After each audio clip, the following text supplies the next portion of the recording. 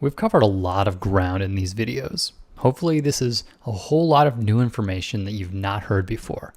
Maybe you know about traditional perspective drawing, and this is sort of a new way of approaching things. I know when I learned this in art school, it changed everything for me.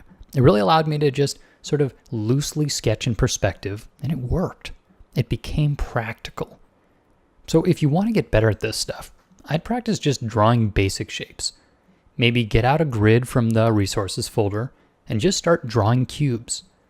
And then once you get comfortable drawing cubes on a grid, try drawing cubes with no grid. You could either do this on the computer or maybe just with a pencil and paper. Drawing basic shapes in this way will just help you internalize those perspective rules. And honestly, one really helpful thing to get better at perspective is just being able to draw straight lines.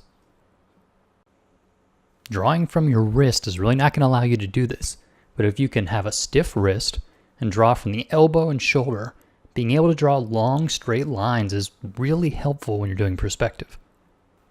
Either way, over the course of this series, you've seen the basic skills. Now sure, there are a lot of advanced perspective techniques that I'm not going to cover because I don't find them to be terribly practical. Sometimes they're necessary, but in your average drawing, the rules we've gone through are pretty much all you need.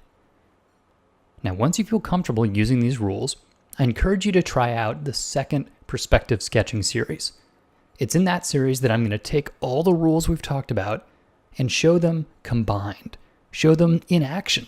We'll look at characters and creatures, environments. Everything follows the same rules. But I think it's nice to just sort of see how it all fits together. So that series is not going to review the rules. We've already talked about the rules.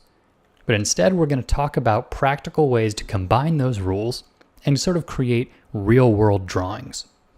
And whether or not you check out that series, thank you for buying this series. It really helps support the site, and it allows me to keep making the great free videos every Tuesday and Thursday. So I appreciate your support, and I wish you good luck on your drawing. Have fun painting, guys. Thanks for coming to ControlPaint.com.